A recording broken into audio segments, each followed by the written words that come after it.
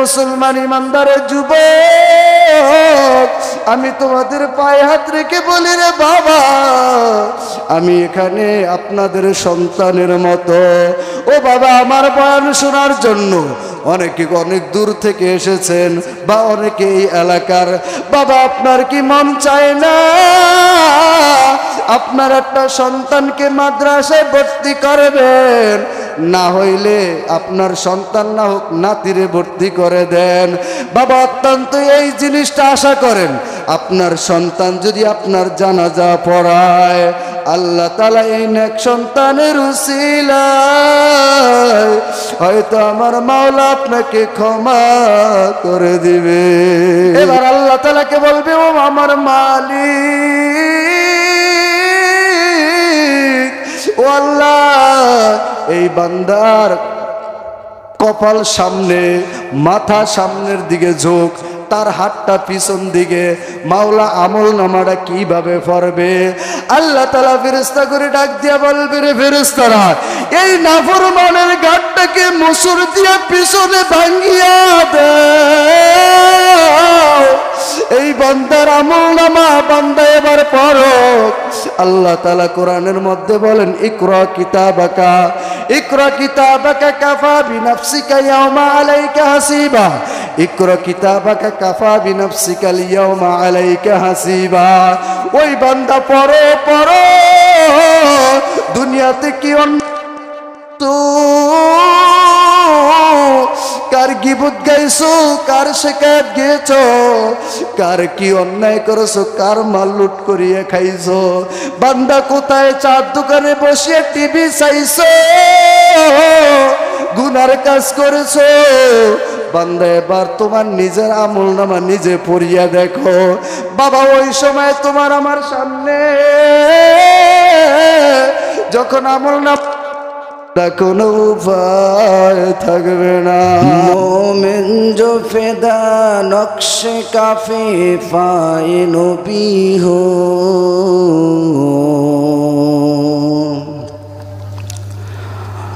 मोमेन जो फिदा नक्शे काफे पाए नबी हो, ज़ीर कदम आज भी आलम का खजीना, हो ज़ीर कदम आज भी आलम का खजीना।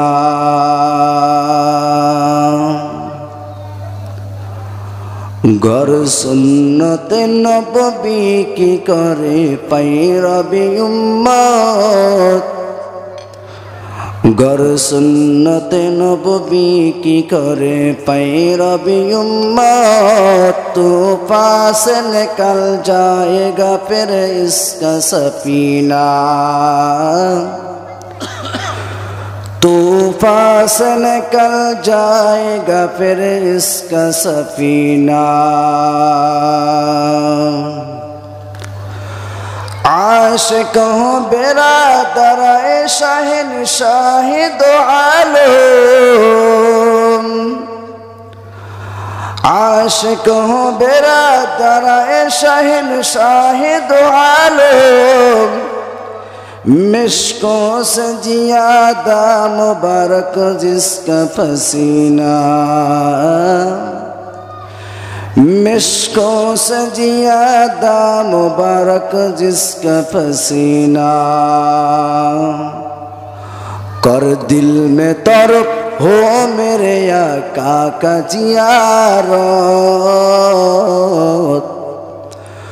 कर दिल में तरफ हो मेरे आका का जियारत, एक आन में आयून भी दिखला दे मदीना,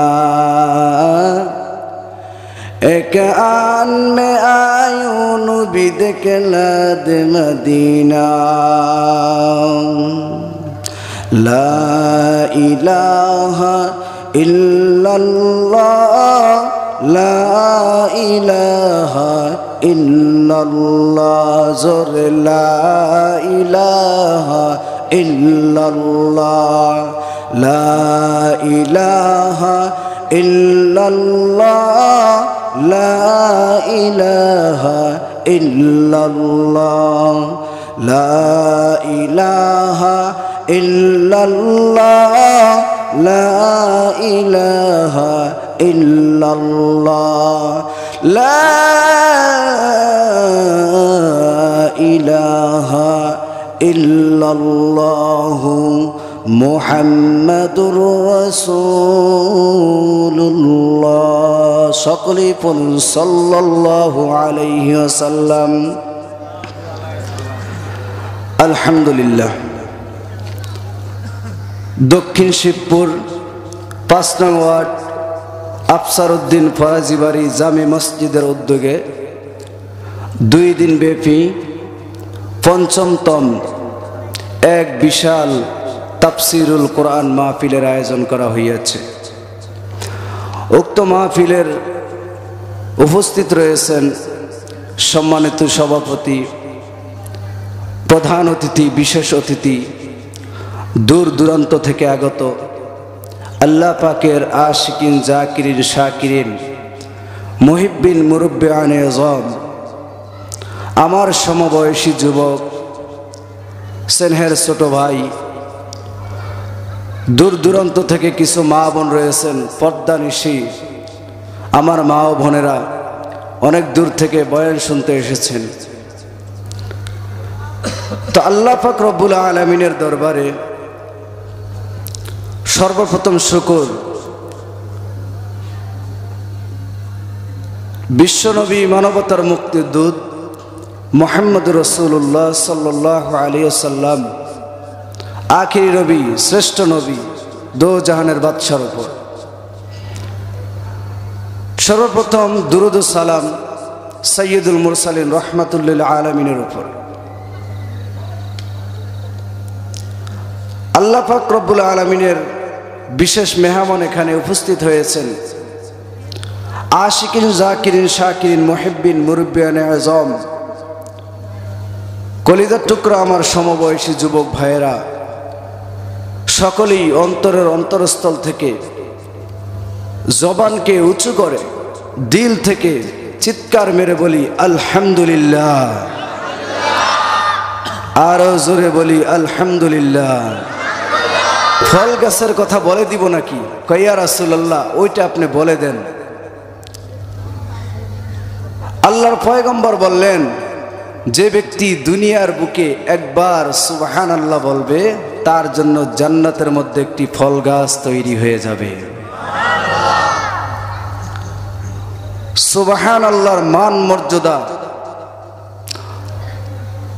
মুফাসসিরিনে কিরাম, মুহাদ্দিসিনে কিরাম এটার অনেক বড় ব্যাখ্যা করেছেন, এত সময় নেই বলার জন্য। আল্লাহ পাক রব্বুল আলামিন দুনিয়ার জগতে মানুষকে সৃষ্টি করেছেন সর্বশ্রেষ্ঠ জাতি হিসাবে।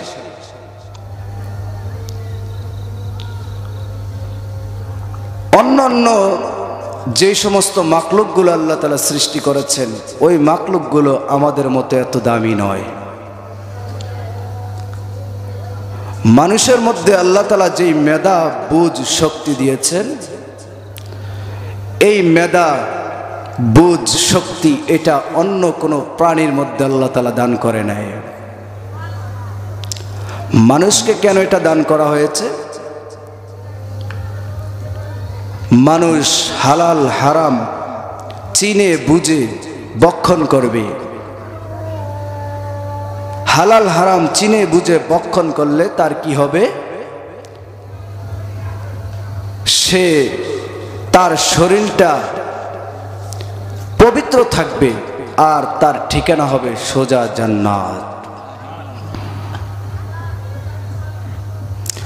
আল্লাহ রাসূল সাল্লাল্লাহু আলাইহি ওয়াসাল্লাম হাদিসে পাকের মধ্যে বলেন, এই হাদিসটার বর্ণনাকারী হচ্ছে আনাস ইবনে মালিক রাদিয়াল্লাহু তাআলা আনহু। তিরমিজি শরীফের 2400 নম্বর হাদিস। এই হাদিসের বর্ণনাকারীর নাম কি? আনাস ইবনে মালিক রাদিয়াল্লাহু তাআলা আনহু। আল্লাহর পয়গম্বর সাল্লাল্লাহু আলাইহি ওয়াসাল্লাম বলতেছে, وعن أنس بن مالك رضي الله تعالى عنه قال أنس بن مالك رضي الله تعالى عنه বলেন سمعت رسول الله صلى الله عليه وآله وسلم আমি আল্লাহর পয়গম্বরকে বলতে শুনিলাম ইযা আকাস্তু কারিমাতা আবদি যখন আমার কোন বান্দা দুটো চক্ষু দুনিয়ার মধ্যে তার অ্যাক্সিডেন্ট হয়ে চলে যাবে। কত মানুষ গাড়ি অ্যাক্সিডেন্ট করে, হুন্ডা অ্যাক্সিডেন্ট করে, লস স্টিমার অ্যাক্সিডেন্ট করে, তার অঙ্গের ভিতর থেকে কিছু কিছু অঙ্গ হরণ হয়ে যায়, চলে যায়, নষ্ট হয়ে যায়। আল্লাহর পয়গম্বর বলেন ইযা আকাস্তু কারিমাতা আবদি ফিদ দুনিয়া লাম ইয়াকুন লাহু জাযাউন ইনদি ইল্লাল জান্নাহ। আমার যেই উম্মত দুনিয়ার মধ্যে চলাফেরা করতে যায় তার দুটো চক্ষুর পাওয়ার যদি চলিয়া যায়, সে অন্ধ হয়ে যায়, লাম ইয়াকুন লাহু জাযাউন ইনদি ইল্লাল জান্নাহ। আমার ওই উম্মতের জন্য আমার মাওলার কাছে পরকালে শুধুই জান্নাত। অ্যাক্সিডেন্ট হয়ে যে ব্যক্তি মারা যাবে ওই ব্যক্তি শহীদি মর্যাদা লাভ করবে। যে ব্যক্তি গাছ থেকে হঠাৎ করিয়া পড়িয়া মারা যায় আল্লাহ তাআলা তাকে শহীদি মর্যাদা দান করবে। যে ব্যক্তি পানিতে পড়িয়া মারা যায় আল্লাহ তাআলা তাকে শহীদি মর্যাদা দান করবে। যে ব্যক্তি আগুনে পুড়িয়া আইসাঙ্গার হইয়া মারা যায় আমার মাওলা তাকে শহীদি মর্যাদা দান করবে। শুধু তাই নয়, আল্লাহর পয়গম্বর বলতেছেন মা'আন নাবিয়্যিন ওয়া সিদ্দিকিন ওয়া শুহাদাই ওয়াস সালিহিন ওয়া হাসুনা উলাইকা রাফিকা। তাদের হাসর হবে নবীগণ, সিদ্দিকগণ, শুহাদা, সালিহগণদের সঙ্গে। বলেন এই জগতের মধ্যে যারা শহীদি মর্যাদা লাভ করবে আল্লাহ তাআলা সূরাতুল বাকারার মধ্যে জানিয়ে দেয় ওয়ালা তাকুলু লিমান ইউকতালু ফি সাবিলিল্লাহি আমওয়াত বাল আহইয়াউ ওয়ালাকিন লা তাশউরুন।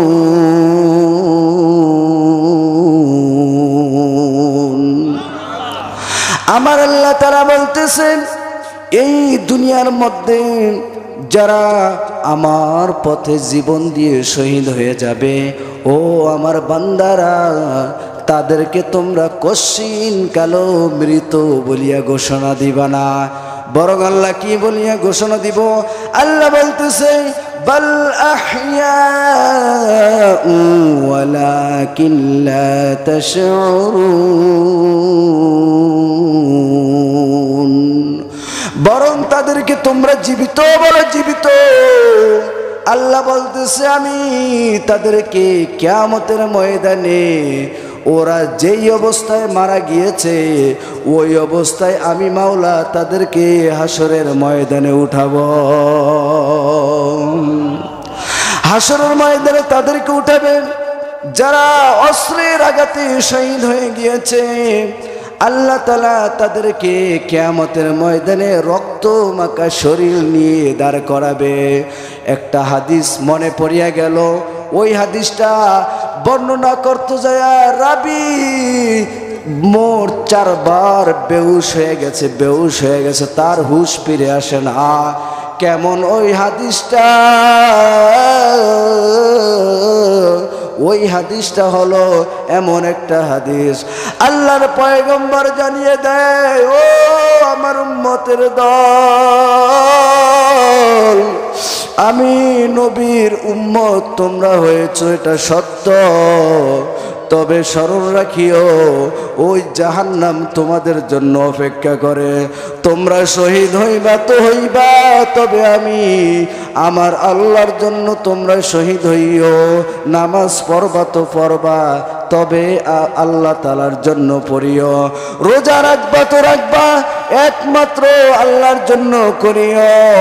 যেই কোনো ইবাদত একমাত্র আমার মাওলাকে রাজি খুশি করার জন্য করতে হবে।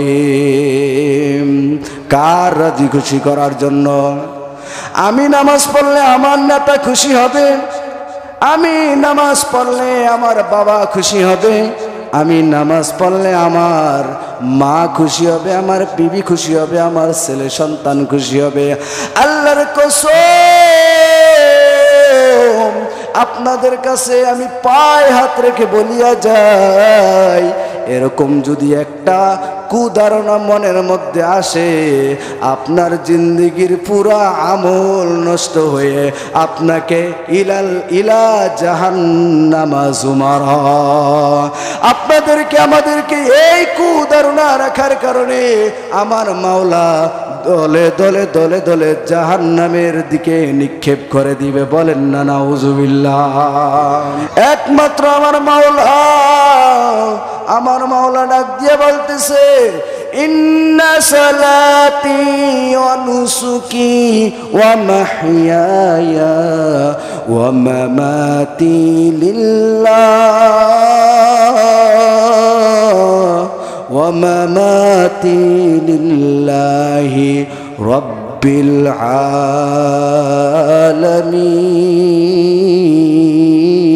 আলামিন। একমাত্র তোমরা ইবাদত বন্দেগী করবে আমি মাওলার জন্য, পৃথিবীর কোনো মানুষকে রাজি খুশি করার জন্য ইবাদত করবা না। আর ওই হাদিসটা বর্ণনা করতে যায় রাবি 3 বার বেহুশ হয়ে গেল। প্রথমত জাহান্নাম উদ্বোধন করবে, একমাত্র যারা শহীদ হয়েছে তাদেরকে দিয়া জাহান্নাম উদ্বোধন করবে।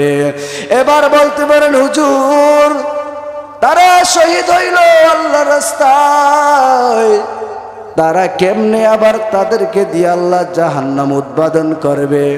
আল্লাহ তাআলা বলতেছে, বান্দারে শোন, তোকে মানুষ শহীদ বলবে, গায়ের রক্ত তাজা রক্ত ঢেলে দিয়েছ, তোকে মানুষ বাহবা দিবে এই জন্য, সুনামের জন্য তুই শহীদ হয়েছ রে বান্দা। যা যা যাদেরকে দেখার জন্য, তোমার সুসংবাদ বোঝার জন্য, শোনার জন্য তুমি শহীদ হয়েছ, আজ আমার কাছে কোনো তুমি প্রতিদান পাইবা না। যাদেরকে দেখানোর জন্য তুমি শহীদ হয়েছ, তাদের কাছ থেকে তুমি প্রতিদান নিয়ে যাও। এ মুসলমান ইমানদার, যুবক রে, আল্লাহ পাক রব্বুল আলামিন বলতেছে তার উপরে 2 নম্বরে জাহান্নাম উদ্বোধন করবে ওই সমস্ত আলেম দিয়ে। কোন আলেম দিয়ে জাহান্নাম উদ্বোধন করবে? আল্লাহ তাআলা বলতেছে, এমন আলেম দিয়ে জাহান্নাম আমি উদ্বোধন করব যে আলেম নিজেকে বক্তা বলিয়া পরিচয় দেয় সমাজের মধ্যে, নিজেকে বড় আলেম বলিয়া দাবি করে, নিজেকে বড়, এরকম ভাবে মানুষ আলেম বলবে, এই জন্য লেখাপড়া করেছে। আল্লাহর পয়গম্বর বলতেছে, হাদিসে কুরসির মধ্যে জানাইয়া দেয়, ওই বান্দাকে আল্লাহ তাআলা ওই আলেমকে জাহান্নামের মধ্যে নিক্ষেপ করবে। আল্লাহ বলবে, রে আলেম, তোকে আমি ইলম দান করেছি, তুই বড় মুফতি সাজ্জাদ, বড় মুহাদ্দিস সেজেছ, তোকে মানুষ বড় বক্তা বলে, আর তুই আমি মাওলাকে রাজি খুশি করার জন্য ইলমে নাফি শিখো নাই, আমি মাওলা আজ তোকে জাহান্নামের মধ্যে পাঠিয়ে দিব। আমি আল্লাহ তোমাকে জাহান্নামের মধ্যে দিয়ে আজকে উদ্বোধন করব। আর 3 নম্বরে উদ্বোধন করবে ওই দানশীলকে, যেই দানশীল দান করে মসজিদ মাদ্রাসায়, দান করে মাহফিলে, দান করে গরিব মিসকিনের জাকাত দেয়, ফিতরা দেয়।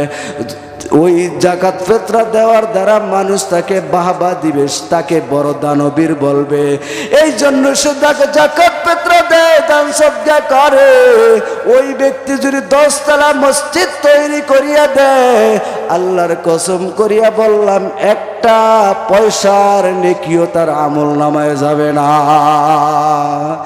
আর মাওলাকে রাজি খুশি করাইয়া যদি একবার তুমি একটা টাকাও যদি মাওলার রাস্তায় দান করো, আমার মাওলা বলতেছে একটা টাকায় তাকে উহুদ পাহাড় পরিমাণ নেকি দান করব।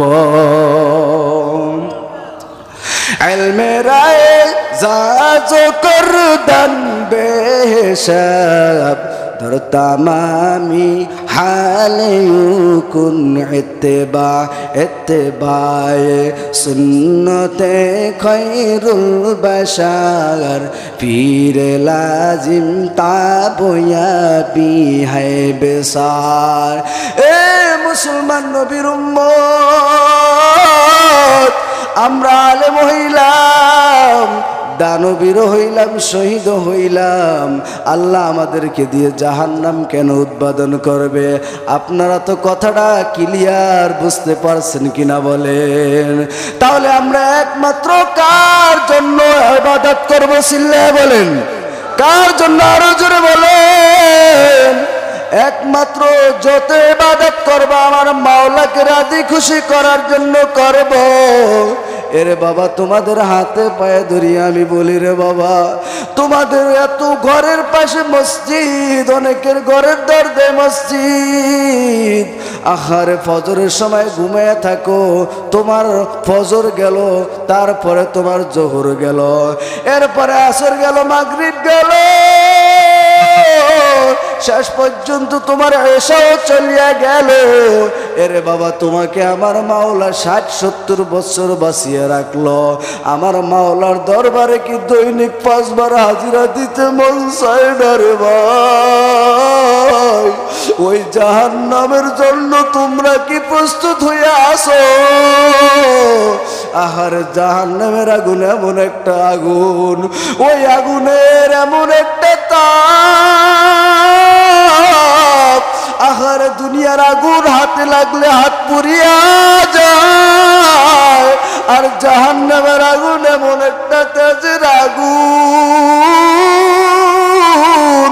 ওই আগুন যখন তোমার শরীরের যেই কোনো অঙ্গতে লেগে যাইবে, আহারে বান্দা তোমার কলিজা পর্যন্ত বুনা হয়ে যাবে।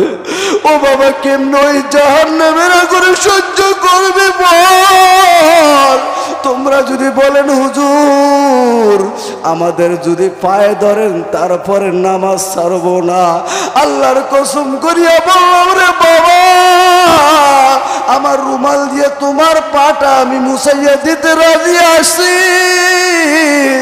তুমি যদি বলো পা ধরলে আমি নামাজ পড়বো, আমি সুদ খাবো না, ঘুষ খাবো না, হারাম খাবো না, আমি বিভিন্ন গুনাহে জড়িত হব না, এরে আল্লাহর বান্দা, মুসলমান নবীর উম্মত, তোমার পায়ে ধরতে আমি রাজি আছি বাবা। তারপরে মাওলাকে রাজি খুশি করাইয়া কবরে যায়। মাওলাকে যদি রাজি খুশি না করাইয়া যদি কবরে যাও, ওই কবরের মাটির চাপ বাবা কেমনে সহ্য করবি বল? জাহান্নামের আগুন সহ্য করার মতো কোনো মানুষের পক্ষে সম্ভব না। এরে আল্লাহর বান্দা, ও মুসলমান আমার ভাই, আহারে এই কবরের চিন্তায় আম্মাজান খাদিজা রাদিয়াল্লাহু তাআলা আনহা একদিন বিকাল বেলা কাঁদতে আছে। আল্লাহর পয়গম্বর জিজ্ঞাসা করে যে খাদিজা, তুমি কেন এমন গুনগুনায়ে কাঁদো? আল্লাহর পয়গম্বরকে খাদিজা উত্তর দেয়, ইয়া রাসূলুল্লাহ, ইয়া হাবিবাল্লাহ, আমি দুনিয়ার মধ্যে যদি একটা বিপদে পড়িয়া যাই, আপনি আমার বিপদে দৌড়ায় আসেন, আমার মেয়ে ফাতেমা দৌড়ায় আসে। কবরের মধ্যে যদি আমি একবার ধরা খাইয়া যাই, আমাকে কে এই বিপদ উদ্ধার করবে? আল্লাহর পয়গম্বর বলে, রে খাদিজা, তুমি কান্না থামাও, কান্না থামাও। আল্লাহর পয়গম্বর বলতেছে, তুমি কান্না থামাও। খাদিজা বলতেছে, কান্না থামাও, তবে একটা শর্ত আছে। আল্লাহর পয়গম্বর বলতেছে, কি শর্ত? কি শর্ত বলেন? কয়, খাদিজা, তুমি কান্না থামাও, আমি তোমাকে একটা উপদেশ দিব। খাদিজা বলে, রে উপদেশটা দিয়ে দেন রে আল্লাহর হাবিব, উপদেশটা দিয়ে দেন। বলতেছে, ও খাদিজা, তোমার কবরের প্রশ্নের উত্তর আমি দিয়ে দিব। বলে, না না, তাতে হবে না। বলে, ইয়া রাসূলুল্লাহ, ইয়া হাবিবাল্লাহ, আমি ইন্তেকালের পর, খাদিজা বলতেছে, ইয়া রাসূলুল্লাহ, ইয়া হাবিবাল্লাহ, আমি ইন্তেকালের পর আপনার জুব্বা মোবারক দিয়ে আমাকে কাফন পরিয়ে দিবেন। ওই আপনার জুব্বার বরকতে আমি খাদিজাকে জাহান্নামের আগুনে রেশ করতে পারবে না। আমি খাদিজাকে কবরের মাটি দুই পাশের দিকে চাপ দিতে পারবে না। আল্লাহর পয়গম্বর বললে, খাদিজা, থামো থামো, আমি তোমাকে আমার জুব্বা মুবারক দিয়ে তোমাকে কাফন দিব। এবার খাদিজার ইন্তেকাল যখন হইয়া যায়, আল্লাহর হাবিব ওই খাদিজার মৃত্যুর খবর শুনিয়া বলতেছে, আহারে, খাদিজা আমাকে বলল আমার গায়ের জুব্বা মোবারক দিয়া তাকে জানা ওই কাফন দেওয়ার জন্য। ওই আল্লাহর পয়গম্বর তার অপেক্ষায় ছিল। আল্লাহর পয়গম্বর এই অপেক্ষা করতে করতে খাদিজা রাদিয়াল্লাহু তাআলা আনহাকে যখন কবরের দিকে নিয়ে যাওয়া হলো, যখন কবরস্থ করা হলো, আল্লাহর পয়গম্বর ওই কবরের পাশে বৈশা বৈশা কান্দে। আর সমস্ত মানুষগুলো মাটি দিয়ে চলে আসলো। আল্লাহর পয়গম্বরকে জিজ্ঞাসা করলো, আমার মাওলা জিজ্ঞাসা করলেন, ও বন্ধু, আপনি কেন অপেক্ষা করেন খাদিজার জন্য? আল্লাহ তাআলা বলতেছে, বন্ধু, আপনি খাদিজার জন্য কেন অপেক্ষা করেন? আল্লাহর পয়গম্বর বলতেছে, ও আমার প্রিয় আল্লাহ, আপনাকে আমি একটা কথা বলবো। আমার খাদিজার প্রশ্নের উত্তর দেওয়ার জন্য আমি অপেক্ষা করতেছি। আল্লাহ বলল, রে বন্ধু, আপনি আর কাঁদবেন না, আপনার কান্না আমি সহ্য করতে পারি না। ও আমার বন্ধু মুহাম্মদ, আমি আল্লাহ খাদিজার জবাব নিজে দিয়ে দিলাম। বলেন সুবহানাল্লাহ। আরে ওই খাদিজা কেমন একজন নারী! সর্বপ্রথম ইসলাম ধর্ম গ্রহণ করেছেন আম্মাজান খাদিজাতুল কুবরা রাদিয়াল্লাহু তাআলা আনহা। আহারে, এদের জান্নাত নিশ্চিত। আর আমার কবরে কি উপায় হবে, এই চিন্তায় চিন্তায় শেষ পর্যন্ত মরণ হয়েই গেল। এরে বাবা, তুমি কোন চিন্তায় বসে আছো? আহারে, বড় বড় সাহাবায়ে কেরামদের কান্না, যে সাহাবায়ে কেরাম জান্নাতের সার্টিফিকেট পাইছে দুনিয়ার বুকে, ওই সাহাবায়ে কেরামেরা কাঁদতে কাঁদতে মরণ পর্যন্ত চোখের পানি দিয়া ওই গাল দাগ করিয়ে ফেলেছে। ও বাবা, মরণের চিন্তা কি তোমার একটু নাই? আরে মরণের কেমন চিন্তা জানুনি রে বাবা। ওই দাউদ আলাইহিস সালাতু ওয়াস সালাম মরণের চিন্তা এত বড় বিভোর ছিল। ওই দাউদ আলাইহিস সালাতু ওয়াস সালামের কান্নার কারণে রে বাবা ওনার চক্ষু দিয়া যেই পানি পড়েছে, আজকে আমরা যে দুলফাবান দেখতেছি, যত গাছপালা দেখতেছি, ওই দাউদ আলাইহিস সালাতু ওয়াস সালামের মৃত্যুর ভয়ে চোখের পানি যেই জমিনের মধ্যে পড়েছে, ওই জমিনটা ছিল একেবারে শুকনা। ওই জমিনটা শুকনা এরকম ফাটিয়া যাইতো। দাউদ আলাইহিস সালাতু ওয়াস সালামের চোখের পানি পড়িয়া ওই জমিনটা কাদা যুক্ত হয়ে গেছে। ওই জমিন থেকে ঘাস যত ফসল তরুলতা উৎপাদন হয়ে গেছে। এ বাবা ওসমান রাদিয়াল্লাহু তাআলা আনহুর কথা একটু ভাবো। ওসমান রাদিয়াল্লাহু তাআলা আনহু কানতে কানতে কান্না করতে করতে করতে করতে চক্ষু এরকম কালো করিয়া পালাইছে, দুই গালগুলো দাগ করিয়া পালাইছে, দাড়িগুলি ভিজিয়া যাইতো। মরণের চিন্তায় আমার কবরে কি উপায় হবে, কি জবাব দিব মওলার কাছে। সঙ্গীরা জিজ্ঞাসা করলো, ও ওসমান আপনি কেন কান্দেন? ওসমান রাদিয়াল্লাহু তাআলা বলল, আমি এই জন্য কাঁদি, আমি ওসমানের সার্টিফিকেট হাতে, জান্নাতের সার্টিফিকেট আমার হাতে। আরে আমার মাওলা যদি আমার কোনো জীবনের নেক আমল যদি কবুল না করে, আমি ওসমান মাওলার দরবারে যাইয়া কি জবাব দিব? ও বাবা কোন আনন্দে জীবন কাটাইতেছো, তোমাদের পায়ে হাত রেখে বলি রে বাবা, জাহান্নামের আগুনকে ভয় করো। আল্লাহ তাআলা কুরআনুল কারীমের মধ্যে বলেন, ইয়া আইয়ুহান নাস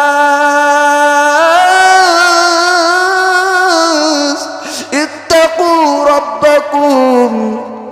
আমি আল্লাহ তাআলাকে ভয় করে হে মুমিনগণ, আমি মাওলাকে ভয় করো। ভয় করার মতো ভয় করো, যদি ভয় করতে পারো তোমরা কোশ্চিন কালো গুনার কাজ করতে পারবো না। এ বাবা মাওলাকে ভয় কেমন ভয়, আপনাদেরকে একটা উদাহরণ দেই, আপনারা কথাগুলা মন দিয়ে শুনবেন।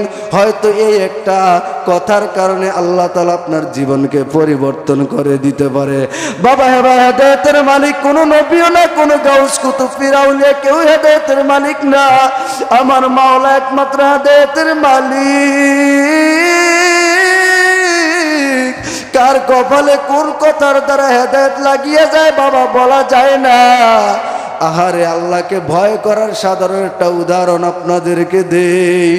এক পিসা হুজুর ও একটা বোকা একটা মুরিদকে বড় মোহাব্বত করতো, মোহাব্বত করিয়া এরকম তাকে খানা পিনা একটু বেশি দিত। আপনারা কথাটা একটু মন দিয়ে শুনবেন। খানা পিনা বেশি দিত।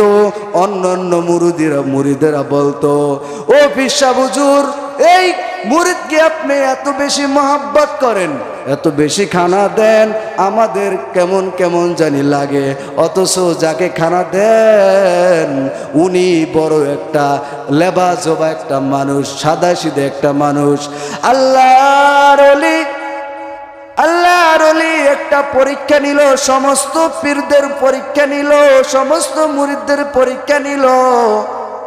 ওই পিসা হুজুর সমস্ত মুরিদদেরকে ডাকিয়া বলল, রে ও মুরিদেরা, তোমরা কি সবাই মাওলাকে ভয় করো? কয় 100% মাওলাকে ভয় করি, এতে কোনো সন্দেহ নাই। মাওলাকে 100%-এর মধ্যে 100%ই ভয় করি। এবার পিসা হুজুর একটা পরীক্ষা করলো, প্রত্যেকের হাতে একটা মুরগি দিয়া দিল, আর একটা করে ছুরি দিয়া দিল, দিয়া বলতেছে মুরগিটা এমন জায়গায় যায় জবাই করবা পৃথিবীর কেউ যেন না দেখে। আল্লাহ তাআলার ওলির এই কথা শুনিয়া, ওই পিসা হুজুরের এই কথা মুরিদেরা শুনিয়া সবাই মুরগি নিয়ে যার যার মতো চলিয়া গেল। কেউ মুরগি পানির তলে ডুব দিয়া জবাই করিয়া নিয়ে আসছে, কেউ রাতের অন্ধকারে মুরগি জবাই করিয়া নিয়ে আসলো, আবার মুরগি জঙ্গলের মধ্যে যাইয়া জবাই করিয়া নিয়ে আসছে, কেউ আবার এরকম ঘরের মধ্যে যাইয়া মুরগি জবাই করিয়া নিয়ে আসছে। আর ওই যেই আবুলা সাবুলা আবুল মার্কা ওই মুরগিটা জেতা নিয়ে আসছে। এবার পিসা বুজুর মুরিদদেরকে ডাক দিয়ে বলতেছে, মুরিদেরা তোমরা যে মুরগি জবাই করছো কেউ কেউ দেখছে নাকি? কয় না না হুজুর, কেউ দেখে নাই, কেউ দেখে নাই, কেউ দেখে নাই। কয় তুমি কেমনে মুরগি জবাই করছো? একজন একজন করে জিজ্ঞাসা করতেছে। কয় হুজুর কেউ দেখে নাই, আমি পানির মধ্যে ডুব দিয়া মুরগি জবাই করে নিয়ে আসছি। আরেকজনকে জিজ্ঞাসা করলো তুমি কিভাবে মুরগি জবাই করলা? আরেকজন বলতেছে কেউ দেখে নাই, রাতের অন্ধকারে একা একা মুরগি জবাই করে নিয়ে আসছি।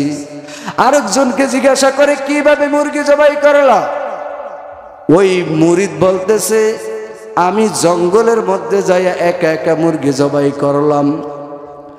ওই লাস্টে ওই বোকা মুরিদটারে জিজ্ঞাসা করে, ও মুরিদ তুমি কেন মুরগিটা জ্যান্ত নিয়ে আসছো বলো? ওই বোকা মুরিদটা ডাক দিয়া বলতেছে, ও আল্লাহর ওলি আমার সাহেব, আপনি যদি বলতেন আমার মাওলা ছাড়া যেন কেউ না দেখে, তবে আপনি তো একটা শর্ত লাগাইছেন, কেউ যেন না দেখে। ও আল্লাহর ওলি আপনি ভালো করিয়া শুনিয়া রাখেন, আমি যখন মুরগিটা নিয়ে পানির মধ্যে চলিয়া গেলাম, কেউ দেখে না, দেখি আমার মাওলা আমার দিকে তাকায়া রইছে। আপনি তো শর্ত লাগাইছেন কেউ যেন না দেখে। এবার বলতেছে হুজুর আমি ওই পানি থেকে চলিয়ে আসলাম, এবার জঙ্গলের মধ্যে চলিয়া গেলাম, ওখানেও মুরগি জবাই করা ধরছি, দুনিয়ার কেউ দেখে না, দেখি আমার মাওলা তাকায়া রইছে। আমি এবার রাতের অন্ধকারে মুরগি নিয়ে চলিয়া গেলাম, ওদিকেও দেখি দুনিয়ার কোনো মানুষ দেখে না, ওই দিকে দেখি আমার মাওলা আমার দিকে তাকায়া রইছে। এরে বাবা, মাওলার ভয় বুঝানোর জন্য এই মেসেজটা আপনাদেরকে আমি দিলাম। মাওলাকে ভয় করতে হবে সব বিষয়, ব্যবসার ক্ষেত্রে মাওলাকে ভয় করতে হবে। ওজনের মধ্যে কম দিবা, কেউ দেখলো না আমার মাওলা তো তাকায়া রইছে। তুমি যেই কোনো লেনদেন করো, কেউ দেখে না, কেউ দেখে না, বাবা আমার মাওলা তো তাকায়া রইছে। এই ভয়টা যদি অন্তরের মধ্যে আনতে পারো, আমার মাওলা বলতেছেন ইন্নামাল মুমিনুনা আল্লাযীনা ইযা যুকিরাল্লাহ, ওরাই তো আমার প্রকৃত মুমিন বান্দা। অন্য এক আয়াতের মধ্যে আল্লাহ জানিয়ে দেয় ওয়া ইবাদুর রহমানিল্লাযীনা ইয়ামশুনা আলাল আরদি হাওনা ওয়া ইযা খাতাবাহুমুল জাহিলুনা ক্বালু সালামা। আমার তো প্রকৃত বান্দা তারা তারা তারা যারা মাওলাকে সব সময় ভয় করবে। আর প্রকৃত বান্দা তারা যারা দুনিয়ার মধ্যে নম্র ভদ্র হইয়া চলাফেরা করবে, যারা বেহুদা সময়কে নষ্ট করবে না। এ বাবা, আমি আপনাদেরকে এবার একটা কথা বলি, আল্লাহ তাআলা কোরআনুল কারীমের মধ্যে জানিয়ে দেয় তোমরা জাহান্নামকে ভয় করো, আল্লাহকে ভয় করো। জাহান্নামকে কেন ভয় করতে বললো? আল্লাহকে কেন ভয় করতে বললো? আল্লাহ বলল আমি জাহান্নাম বানাইলাম, ওই জাহান্নামের প্রধান খাদ্য হবে মানুষ এবং পাথর। জাহান্নাম আমি মাওলা উৎপাদন করব মানুষ এবং পাথর দ্বারা। এরে বান্দা, ওই জাহান্নামের আগুনে জ্বলতে জ্বলতে জ্বলতে জ্বলতে কলিজাটা পর্যন্ত আংরা হয়ে যাবে বাবা। ওই মাওলার দরবারে তো কিয়ামতের ময়দানে উঠতে হবে। আরে জাহান্নাম ওই বদগার বান্দাদের জন্য দাউ দাউ দাউ দাউ করে আসবে। আর জাহান্নাম মাওলাকে ডাক দিয়া বলবে হাল মিন মাজিদ, হাল মিন মাজিদ, হাল মিন মাজিদ। ও মাওলা, আমার পেটের মধ্যে বড় ক্ষুধা, আমার পেটের মধ্যে ওই গুনাহগার বদমাশ গুলাকে ঢুকাইয়া দাও, ওই গুনাহগার গুলাকে ঢুকাইয়া দাও। আল্লাহ বলবে জাহান্নাম একটু অপেক্ষা কর, আমি এই বান্দাগুলার বিচারের কাজটা একটু শেষ করিয়া লই, তারপরে আমি তোর পেটের মধ্যে আমি এই বান্দাগুলাকে ঢুকাইয়া দেব। এবার আল্লাহ বলতেছে, ফেরেশতা করে ডাক দিয়া বলতেছে, ফেরেশতা এই জাহান্নাম যেন সামনের দিকে মোটেও না আসতে পারে, এই জাহান্নামকে তোমরা 70,000 শিকল লাগাইয়া বেঁধে রাখো। জাহান্নাম 70,000 শিকল লাগাইয়া বাঁধা রাখতে পারবে না। জাহান্নামের আওয়াজে হাসরের ময়দানটা থরথর থরথর করে কেঁপে উঠবে। ওই জাহান্নামকে ফেরেশতারা বেঁধেও রাখতে পারবে না। জাহান্নাম শুধু সামনের দিকে অগ্রসর হতেছে। ওই নেককার বান্দাদেরকে জাহান্নাম কোনো স্পর্শ করতে পারবে না। বদগার বান্দাদের জন্য জাহান্নাম শুধু সামনের দিকে অগ্রসর হইতেছে। এবার আল্লাহ তাআলা বলতেছে, ও জাহান্নাম একটু তুমি থামো, থামো, থামো। ফেরেশতা করে ডাক দিয়া বলবে, ফেরেশতারা ওই আমার দুনিয়ার মধ্যে যেই সমস্ত বান্দারা 5 ওয়াক্ত নামাজ পড়েছে, তাহাজ্জুদের নামাজ পড়েছে, আর আমি মাওলার কাছে কান্দিয়া চোখের পানি পালাইলো, ও ফেরেশতারা একটু দেখো, দেখো কার চোখের পানিগুলো জমা রয়েছে। ফেরেশতারা যখন দেখবে কোন বান্দার চোখের পানি নিয়ে আসিয়া ফেরেশতারা জাহান্নামের গায়ে পানিটা ছিটাইয়া দিবে। ছিটাইয়া দেওয়া মাত্র জাহান্নাম পিছনের দিকে আবার দৌড় মারবে। ফেরেশতারা আল্লাহকে জিজ্ঞাসা করে, ও আমার মালিক, বুঝলাম না, বুঝলাম না, আমরা 70,000 শিকল লাগাইও জাহান্নামকে ধরে রাখতে পারি নাই রে মাওলা। এইটা এমন কি পানি ছিটাইয়া দিয়েছি, যেই পানি ছিটাইয়া দেওয়ার লাগে জাহান্নাম পিছনের দিকে চলিয়া গেল। ও আল্লাহ, জানতে চাই, জানতে চাই মাওলা, এই পানিটা কি দুনিয়ার কোন সমুদ্রের পানি, নাকি আবে হায়াতের পানি, নাকি হাউজে কাউসারের পানি? এই পানিটা কি অন্য কোন পানি? আমার আল্লাহ বলবে, না রে ফেরেশতারা, না না না, এই পানিটা আবে হায়াতের পানিও না, হাউজে কাউসারের পানিও না, এই পানিটা জমজমের পানিও না, দুনিয়ার কোন সমুদ্রের পানিও না। এই পানিটা আমার গুনাহগার বান্দার চোখের পানি। ওই গুনাহগার বান্দার চোখের পানিগুলো আমি মাওলা কুদরতে ভাবে জমা করিয়া রাখলাম। ওই চোখের পানির বরকতে জাহান্নাম তাদেরকে স্পর্শ করতে পারবে না।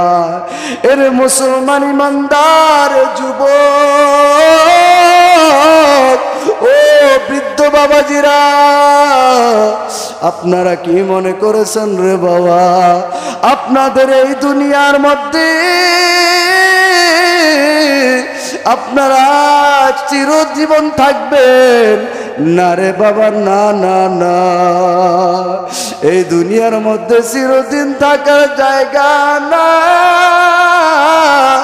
আমার মাওলা তো আপনাদেরকে মৃত্যু দিবেই দিবে, যেহেতু আমরা জন্ম হয়েছি অবশ্যই বাবা আমরা মৃত্যুবরণ করব। তাহলে বাবা কিসের এত অহংকারী, কিসের এত টাকার গরম, এত ক্ষমতার গরম, এত বাহাদুরি, অট্টলিকা, হিংসা, অহংকার রাখিয়া তোমরা দুনিয়াকে প্রাধান্য দিয়েছো? ও বাবা তোমাদের তওবার যদি নিয়ত হয়ে যায়, আমি মাওলাকে দুইটা হাত দেখায় দেন, আল্লাহকে রাজি খুশি করাইয়া আল্লাহু আকবার, নারায়ে তাকবীর। আল্লাহ আপনি এদের হাতগুলোকে কবুল করিয়া নেন। ও মাওলা আমি কিছুই দিতে পারবো না। মাওলা এই বান্দাগুলা টাকা পয়সার জন্য আসে নাই, দুনিয়ার কোন গাড়ি বাড়ির জন্য আসে নাই, দুনিয়ার কোনো কিছুর জন্য আসে নাই। ও মাওলা একমাত্র আপনাকে রাজি খুশি করার জন্য, গুনাহ থেকে মুক্তি পাইয়া, গুনাহগুলি মাফ করাইয়া মাওলা আপনার জান্নাতের আশা করে রে মাওলা। ও মাওলা আমি আপনার হাতে সুপর্দ করিয়া দিলাম। ও মাওলা আপনি এই সমস্ত বান্দাদেরকে ক্ষমা করে দেন। ও দুনিয়ার ইমানদার, ও মুসলমান ইমানদার, আমার মাওলা যখন কিয়ামতের ময়দানে আমলনামা দেওয়া শুরু করবে, কারো আমলনামা আসবে ডান হাতে, কারো আসবে বাম হাতে। যার নসিব বড় ভালো, নেক আমল করেছে, তার ডান হাতে আমলনামা নসিব হবে। আর যে দুনিয়ার মধ্যে খারাপ কিছু করেছে, গুনাহ করে করে করে করে জীবন নষ্ট করেছে, তারপরে মাওলার কবরে গেছে, তাদেরকে কিয়ামতের ময়দানে বাম হাতে আমলনামা দিবে। আল্লাহ তাআলা বলতেছে, ও ফেরেশতারা শুনিয়া রাখো, আমার নাফরমান বান্দাগুলাকে সোজা হাতে আমলনামা দিও না। বলবে আল্লাহ কেমনে আমলনামা দিব, কেমনে আমলনামা দিবা? বলবে ও ফেরেশতারা এই বান্দাগুলার নাফরমান, এই বান্দাকে না আমলনামায় দিতে হলে এই গুনাহগার বান্দার বুকটাকে মাঝখান দিয়া ছিদ্র বানাইয়া দাও। ছিদ্র বানাইয়া দিয়া বাম হাতটা বুকের মধ্যে দিয়ে ঢুকাইয়া পিছন দিকে বার করিও। এবার আল্লাহ তাআলাকে বলবে, ও আমার মালিক, ও আল্লাহ এই বান্দার কপাল সামনে, মাথা সামনের দিকে ঝোঁক, তার হাতটা পিছন দিকে, মাওলা আমলনামাটা কিভাবে পড়বে? আল্লাহ তাআলা ফেরেশতা করে ডাক দিয়া বলবে, রে ফেরেশতারা এই নাফরমানের গাঁটটাকে মুসুর দিয়া পিছনে ভাঙিয়া দাও। এই বান্দার আমলনামা বান্দা এবার পড়ো। আল্লাহ তাআলা কোরআনের মধ্যে বলেন, ইকরা কিতাবাকা, ইকরা কিতাবাকা কাফা বিনাফসিকা ইয়াওমা আলাইকা হাসিবা, ইকরা কিতাবাকা কাফা বিনাফসিকা ইয়াওমা আলাইকা হাসিবা। ওই বান্দা পড়ো পড়ো, দুনিয়াতে কি কার গিবত গাইছো, কার শিকায়ত গেছো, কার কি অন্যায় করেছো, কার মাল লুট করিয়ে খাইছো, বান্দা কোথায় চার দোকানে বসে টিভি চাইছো, গুনার কাজ করেছো। বান্দা এবার তোমার নিজের আমলনামা নিজে পড়িয়া দেখো। বাবা ওই সময় তোমার আমার সামনে যখন আমলনামা কোনো উপায় থাকবে না। এর মুসলমান ইমানদারের যুবক, আমি তোমাদের পায়ে হাত রেখে বলি রে বাবা, আমি এখানে আপনাদের সন্তানের মতো। ও বাবা আমার বয়ান শোনার জন্য অনেকে অনেক দূর থেকে এসেছেন, বা অনেকে এই এলাকার। বাবা আপনার কি মন চায় না আপনার একটা সন্তানকে মাদ্রাসায় ভর্তি করবেন? না হইলে আপনার সন্তান না হোক নাতিরে ভর্তি করে দেন। বাবা অত্যন্ত এই জিনিসটা আশা করেন, আপনার সন্তান যদি আপনার জানাজা পড়ায়, আল্লাহ তাআলা এই নেক সন্তানের উসিলায়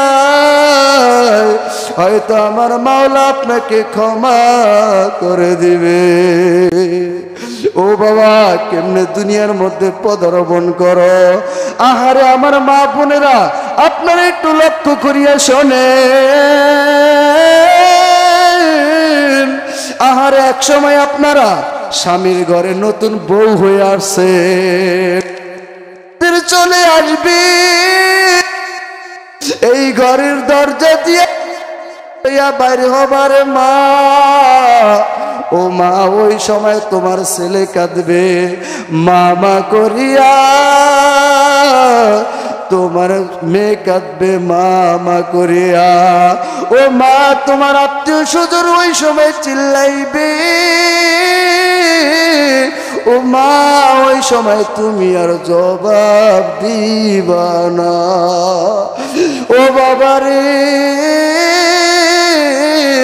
আপনার ঘরে যাই এই মেসেজটা দিবেন, আমার মা বোনেরা যেন সদা সর্বদা পর্দা নিশি হইয়া চলাফেরা করে। আল্লাহর কসম করিয়া বললাম, যেই মা পর্দা সহকারে চলবে, ওই মায়ের গর্ভ অবস্থায় যেই মা কোরআন পাঠ করবে, ওই মায়ের গর্ভ থেকে আল্লাহ তাআলা নেককার সন্তান বের করবে।